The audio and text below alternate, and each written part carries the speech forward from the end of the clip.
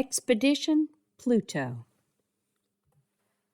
The lieutenant doesn't think you've got your mind on navigation, Rob, Duff Ford was saying as he and Rob Allison stood before a port of the rocket ship Rigel, looking out over the sea of space. Does it show that much? The lean young spaceman answered. We'll find him, Rob, the redhead answered. Stop eating your heart out. You never knew Jim Hawley, did you, Duff? Rob asked. No, but from what I've heard of him, he's quite a guy, always smiling and bursting with friendliness. That's Jim, Rob said, a tightness in his throat. I sure would like to know what happened to him and the others on Pluto.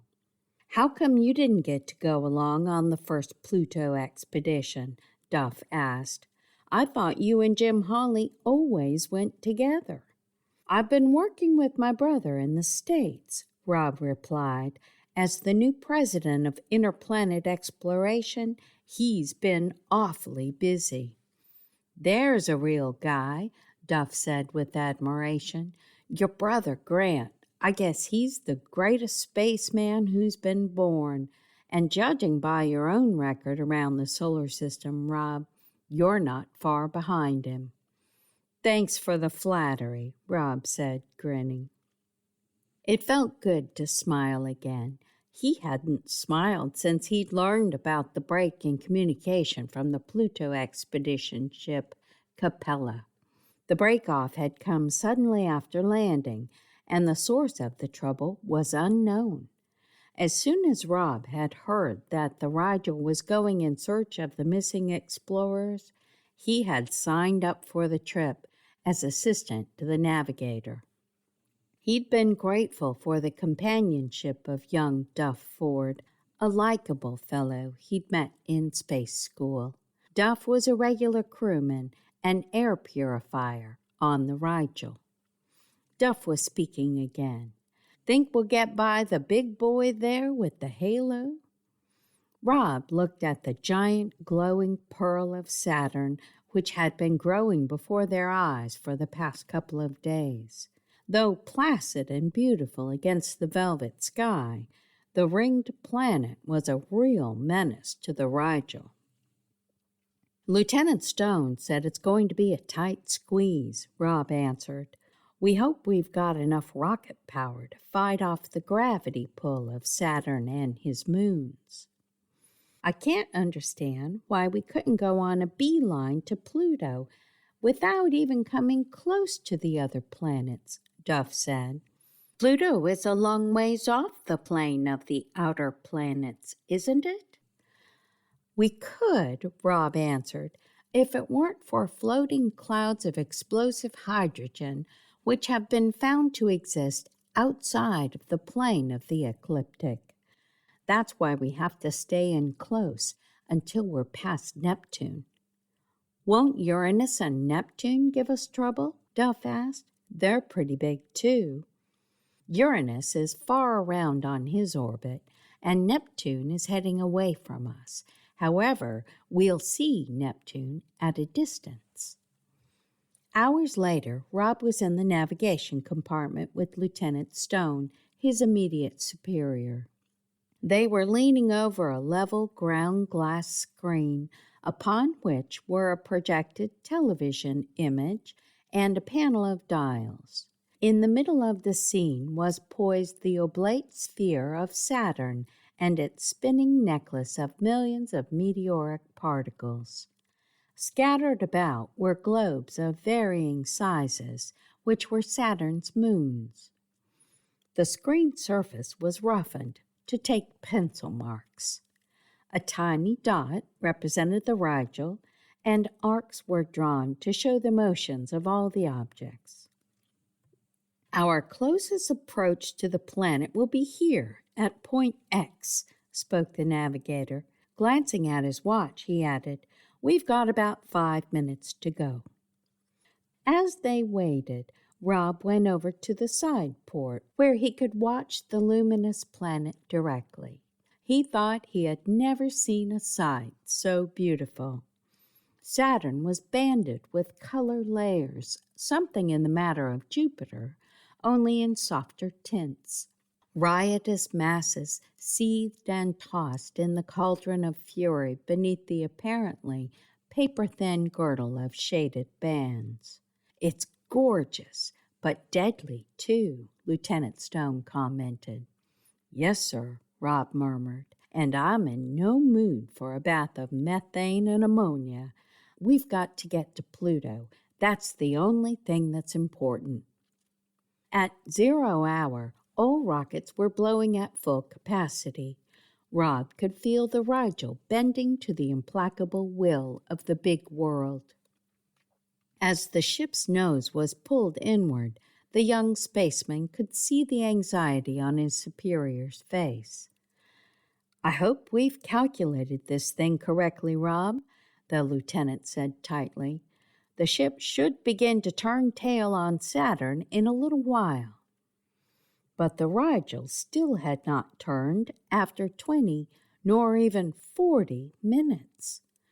"We're losing ground," Lieutenant Stone said, checking a dial on the screen. "Something's wrong, but that can't be." Rob went over to the screen, where the spectroscope dial showed that the globe was growing closer, although it was not visibly so. If the Rigel were not checked within a short time, the spaceship would plunge into Saturn's poisonous atmosphere. Rob picked up a clipboard of papers and began studying it. "I'd give anything if we were on the Procyon, which took you and your brother to Jupiter," Lieutenant Stone complained. "The Rigel's built primarily for distance and hasn't a fraction of the Procyon's rocket thrust." "There seems to be something wrong in the figures for Titan," Rob suddenly spoke. Lieutenant Stone looked over his shoulder. Silently, the two went through the figures, inspecting every equation where the numbers appeared relating to Saturn's largest satellite. "The figures are wrong in 2 places," the officer exclaimed. "No wonder we miscalculated the total gravity pull. Whoever prepared these notes back at the base will surely catch it. I guess we can't blame him too much, though. These figures were worked up on extra short notice for us." "What are we going to do, Lieutenant?" Rob asked. "The ship's on top power drive now." Lieutenant Stone explained the new development over the intercom phone to Space Master O'Leary. The skipper verified the fact that the Rigel was on full thrust. He said that there was no other alternative but to abandon ship and make for the moon Japetus in the 2 spaceboats and hope to be picked up later from there. "We can't abandon the ship," Rob burst out uncontrollably. "And why not, Allison?" came the skipper's retort over the intercom. "I beg your pardon, sir, but I was thinking of the Capella and her crew," Rob said. "What will happen to them?" "That can't be helped, I'm afraid," the skipper replied. "My first duty is to my ship and men. Both of you prepare to abandon ship." When Space Master O'Leary had cut off, Lieutenant Stone said, "I'm sorry, Rob. I know how much you thought of Spaceman Hawley, but there's nothing more to be done. Better get together what stuff you want to take along."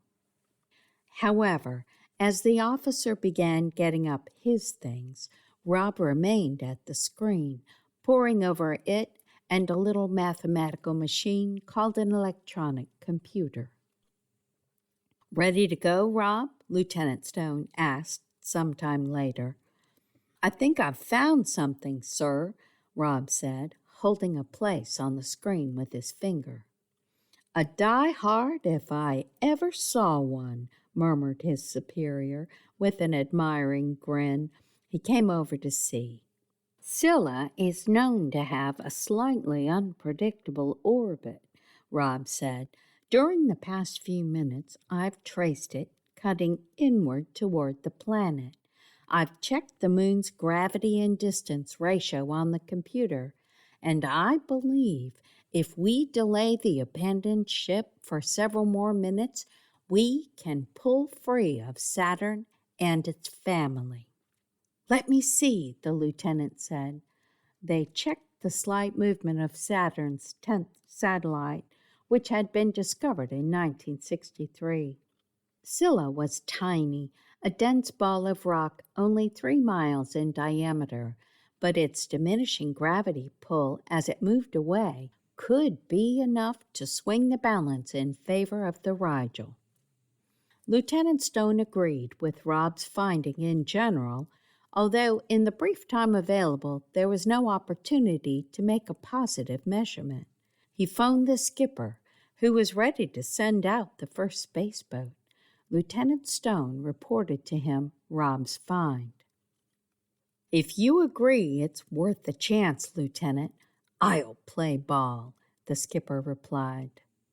As Rob stared apprehensively at the big planet from the side port, he tormented himself about whether he had done the right thing in suggesting what he did. Had the Rigel been abandoned, as was planned, all hands would have been saved.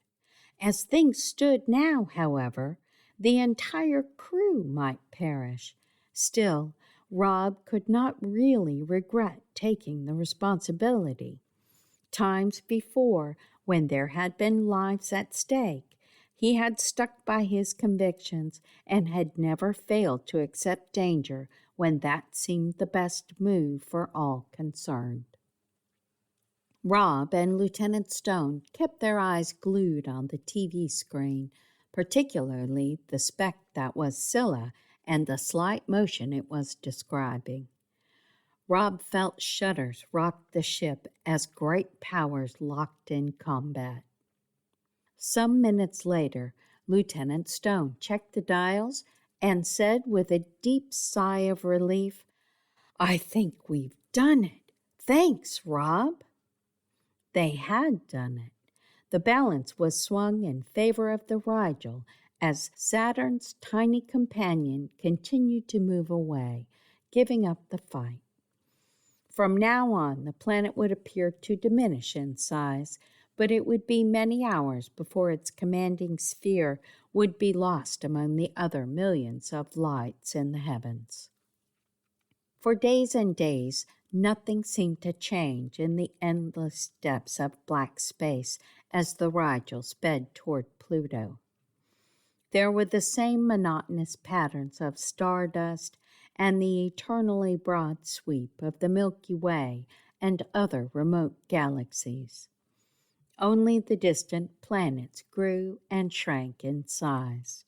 As the spaceship neared Neptune, the big green world enlarged importantly. Rob and Duff, in an off-duty hour, watched the frigid, lonely planet. "Neptune reminds me a little of Earth," Rob said. Duff's brows raised questioningly. "I can't see any similarity. Why, Neptune is 4 times Earth's diameter."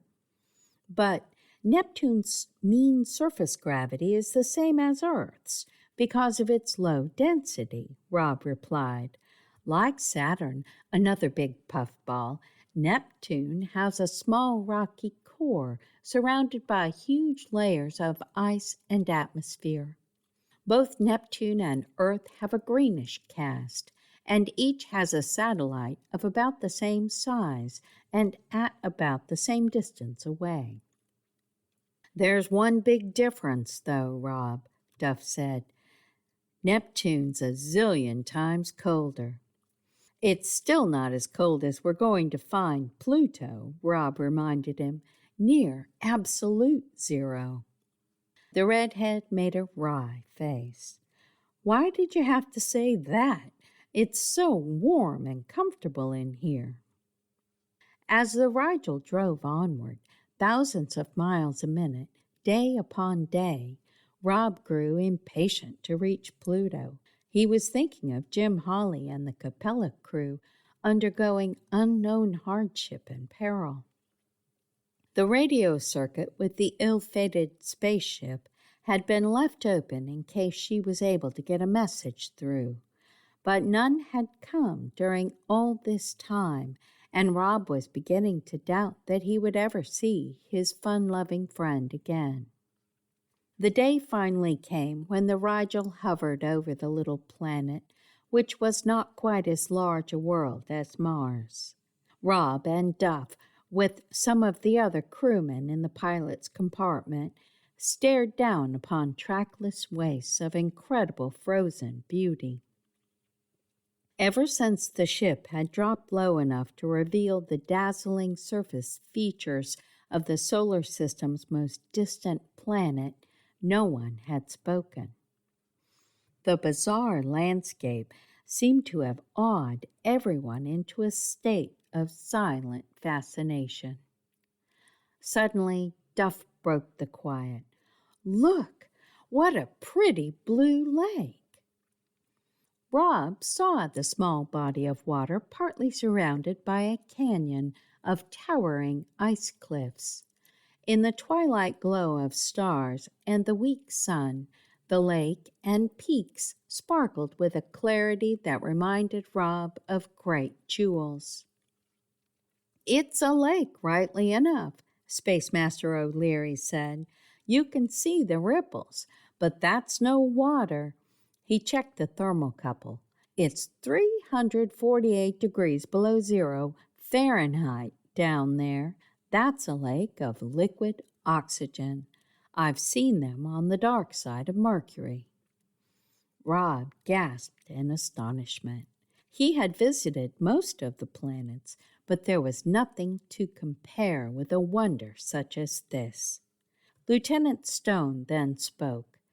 "Those ice cliffs don't look to be frozen water.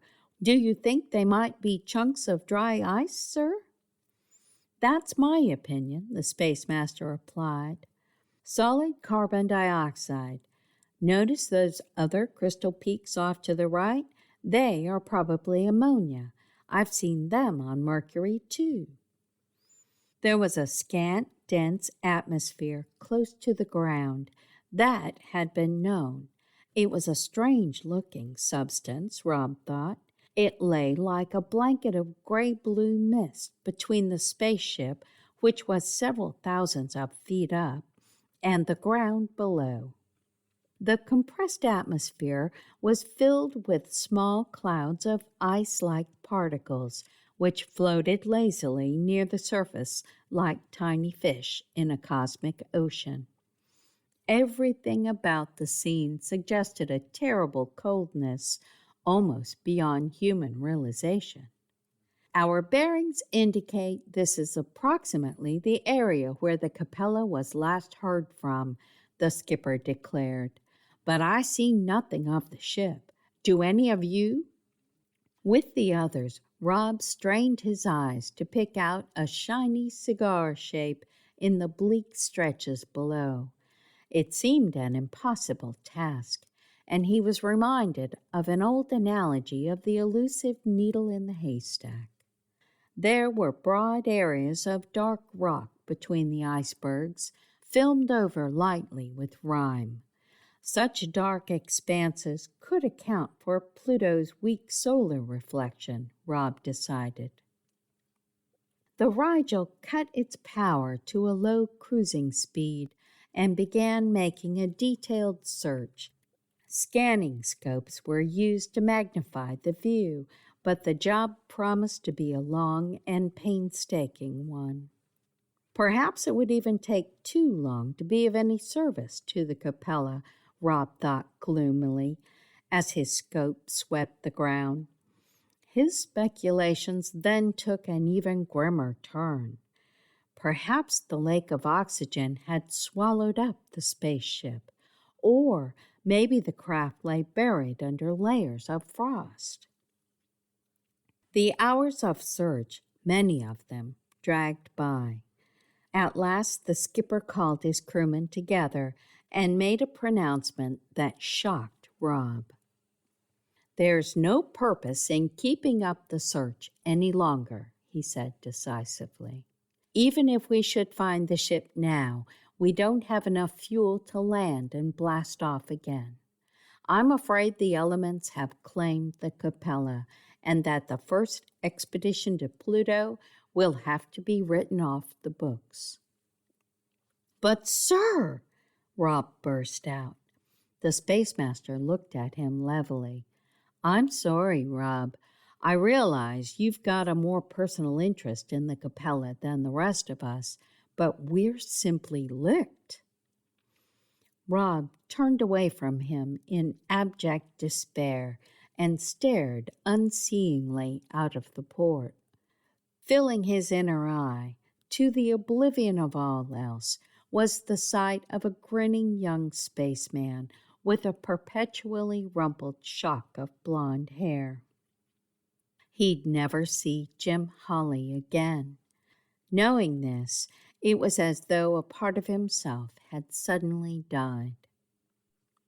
As the Rigel headed away from the area over which it had cruised unsuccessfully for so long a time, a burst of static came over the long, silent, open circuit of the spaceship's radio.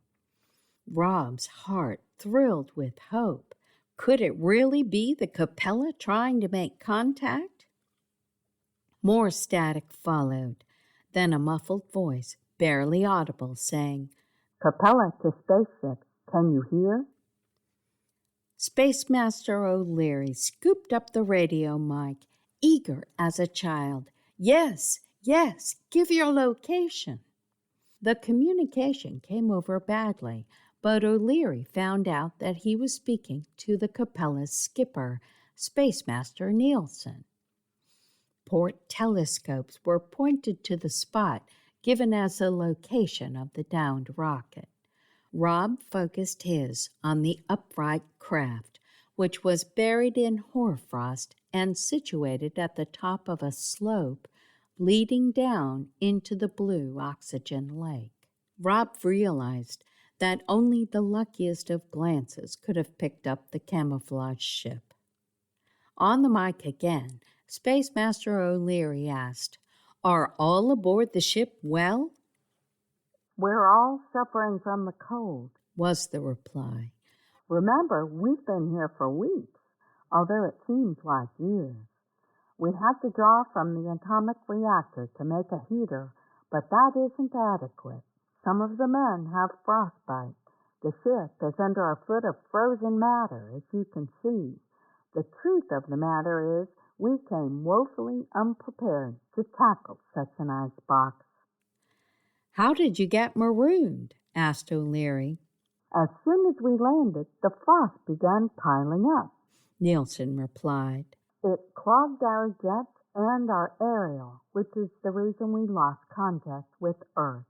The hull defrosters were a complete failure. We just now got the antenna partially repaired after all these weeks. One of the crewmen, Jim Holly, had to work outside on it. He's taken an especially rough beating from the cold." "I hate to tell you this," O'Leary said somberly, "but I don't know how we can save you." He explained about the lowered fuel supply. Then he reminded Space Master Nielsen of the fact that even should the Rigel enter Pluto's atmosphere, she would almost certainly be overcome by the same fate that had been the Capella's. Rob, hearing this, made a suggestion to Space Master O'Leary. "The two space boats may be able to go down there and back before the frost gets them, sir." The Rigel's commander looked at him gravely. "I can't ask a crewman to take a chance like that." Rob looked at him steadily. "I'll pilot one of the boats myself, sir." "You Allisons have more courage than sense," O'Leary retorted gruffly, "but you can try it." Lieutenant Stone spoke up. "I'll take the other boat down, sir. Lieutenant Myers can fill in as navigator if I fail to get back."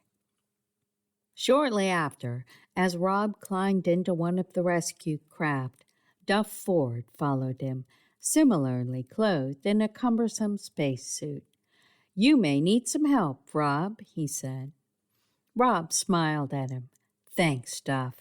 I guess I would like some company." Both youths carried heat guns, as did Lieutenant Stone, for blasting ice. The escape locks of the Rigel opened, and the boats slipped out into the vacuum of space. The life crafts were propelled by jets of compressed air and could seat 9 men comfortably. Both boats would thus easily accommodate the 16 crew members of the Capella. The suits worn by Rob and Duff were like those carried by the Capella's crew on the expedition. They were heavily insulated, electrically heated, and contained air spaces for additional prevention of heat loss. Rob dove quickly toward the planet's surface. Time was the important element in this venture. He saw the capsule shape of Lieutenant Stone's boat, which had gotten a head start, just below. Rob felt a steady battering against the hull as he neared the ground. This was caused by the suspended frozen particles in the atmosphere. Rob opened the forward-braking jets, which poured against the big flat area of dry ice beneath.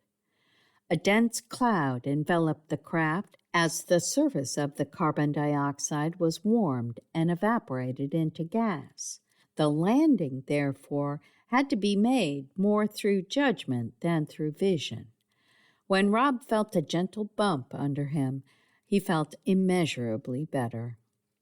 "That was close," Duff remarked over his helmet radio. "I see the lieutenant landed safely, too," Rob said. "He's getting out." "He left his jets idling," Duff said. "Maybe we ought to do the same." "Right," Rob agreed. Cutting down the engine power, he then jumped out with his heat gun, followed by Duff. The Capella stood about 40 feet away. The flat of dry ice was free from the cloud now, and visibility was good under the glow of the stars and the sun, which resembled a bright arc light. As Lieutenant Stone came over with his gun in hand, Rob was shocked to see a coating of frost growing over the officer's suit, just like a fur covering. The same thing was happening to him and Duff, of course. Rob was grateful for the antifreeze compound which had been rubbed into the facepiece of his helmet to keep vision clear. "Let's get over there," the lieutenant said over his helmet radio. Rob could already feel the insidious cold getting into him, seemingly to the very marrow of his bones. The grimness of the situation was relieved to some extent as he saw Lieutenant Stone crunching along in front of him, clouds of vaporizing dry ice swirling comically upward with every step he took. It looked as though his boots were smoking. The Capella was an awesome, frigid sight. Its prow jutted upward into the twilight sky like a gigantic icicle. It seemed unbelievable that anyone could still be alive in such a desolate Arctic tomb. Rob and his companions made a quick search about the ship to see which place had the thinnest coating of ice on it. "I believe the jet chambers are the easiest escape openings," Rob suggested. "There's less ice on them than anywhere else." Lieutenant Stone nodded. "Let's start blasting." Dense white vapors poured over them from the generated heat as they fired upward into the jet cylinders. There were small rocking explosions, and balls of fire burst before their eyes. Duff was knocked off his feet, and Rob and the officer were shaken. Duff rose again and valiantly went back to work with his companions. "We must have ignited small amounts of explosive gases in the atmosphere," Lieutenant Stone said. The explosions began to be fewer, but the white vapors persisted. At last, holes were opened in 3 of the large cylinders. Rob looked up, and presently space-suited figures appeared overhead in the opening he had blasted out. The men quickly hooked ladders used for cleaning the jet chambers over the side and started down, clumsily, after the bitter ordeal they had gone through. Some were so overcome by the raw cold they could scarcely walk when they were outside. One of the research scientists complained mournfully about having to leave his equipment behind. Each man was assisted across the ice to the waiting space boats. Space Master Nielsen, who appeared in somewhat better shape than most of his men, helped in this. "The engines have gone dead," Duff noticed. "I sure hope we can get them started up again," the lieutenant groaned, helping the last crewman he was to take into his rocket. Rob told Lieutenant Stone to go on, that he had only one more crewman to help out of the Capella. Lieutenant Stone got in, closed the door, and started up the stalled jets. They sputtered reluctantly, then began firing evenly. Rob was grateful to see the capsule shape lift safely into the sky a moment later. Rob and Duff returned to the doomed ship and motioned for the last crewman at the top of the rocket shaft to come down. The space-suited figure was about to start when he suddenly collapsed and fell over on the floor up above. "Give me a boost into the chamber," Rob asked Duff. Duff assisted him, and he caught hold of the lower rung of the ladder and pulled himself inside. It was an exhausting climb up the ladder in his bulky suit, and for a moment or two he thought he could not make it, except for the man's pressing need. Finally, he reached the floor level and leaned over the crewman who had collapsed. It was Jim Hawley, his face ashy gray with cold. Rob hastily propped him over his shoulders. In Pluto's light gravity pull, it was not too much of a load. Carefully, Rob started down the ladder.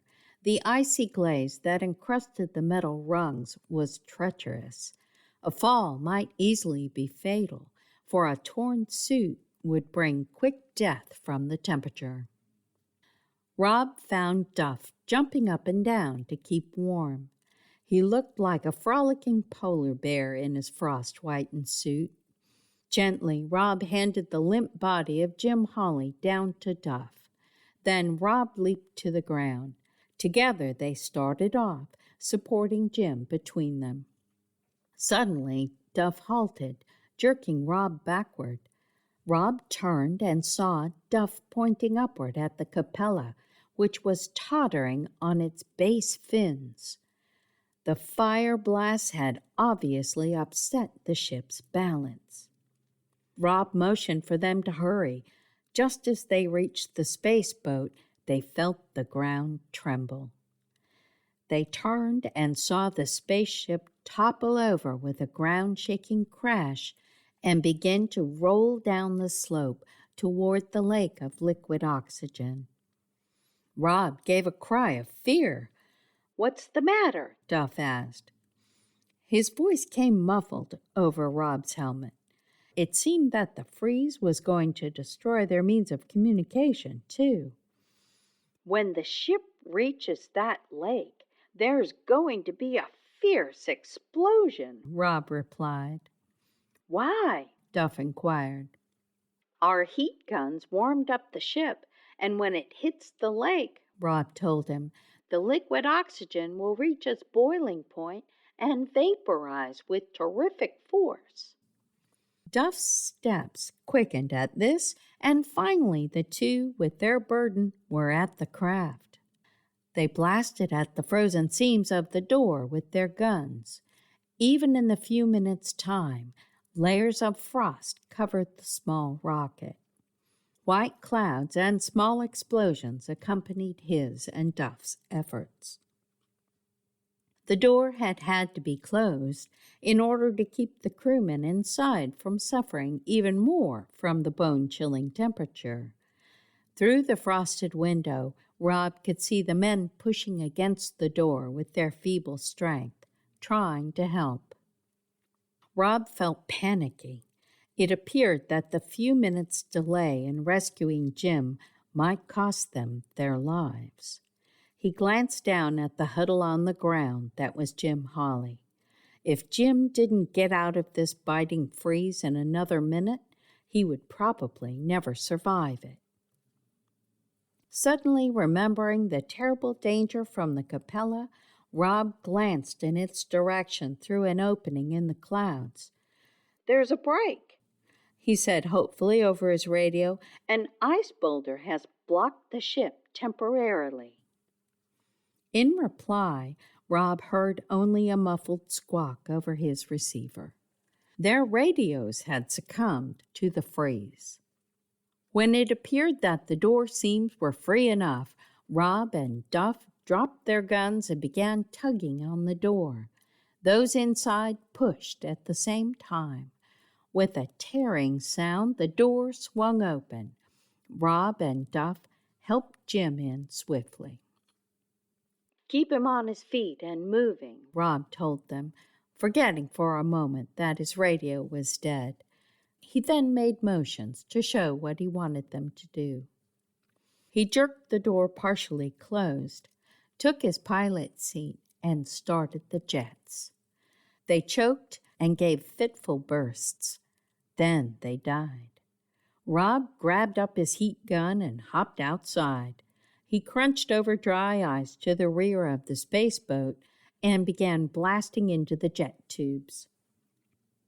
The numbing glacial cold seeped through his insulated boots and space dress.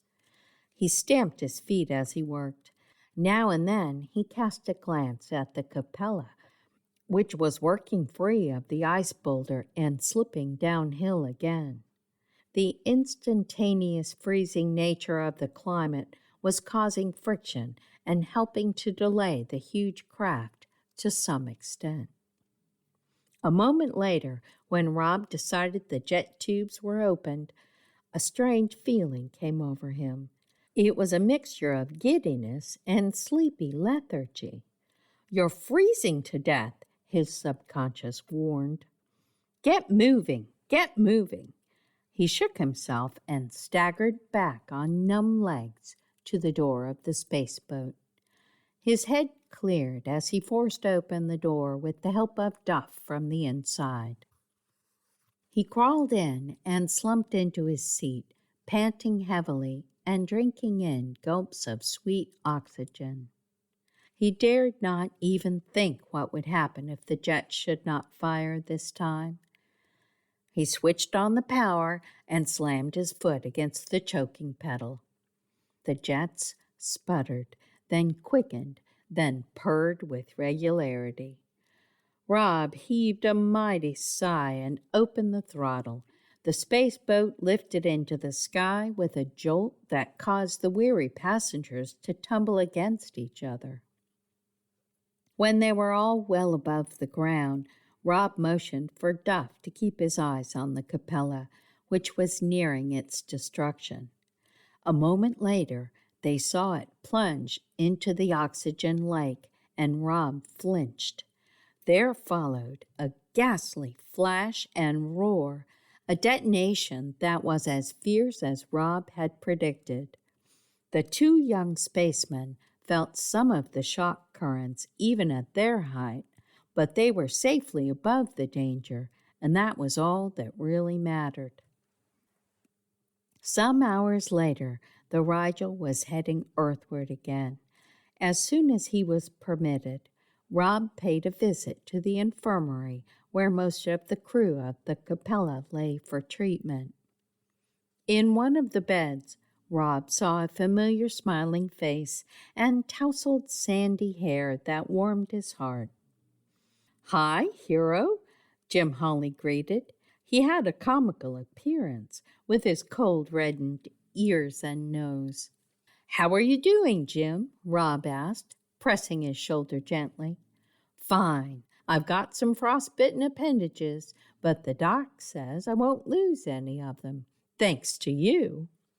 "Thanks to you, your whole crew was saved," Rob countered. "If you hadn't fixed that antenna—" Jim looked thoughtful for a moment. "I guess it's thanks to everybody on this trip, Rob."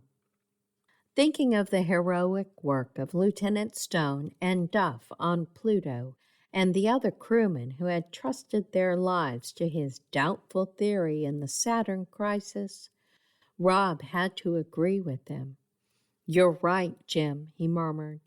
"This trip, it's thanks to everybody, and I can't say it too much." End of section 5.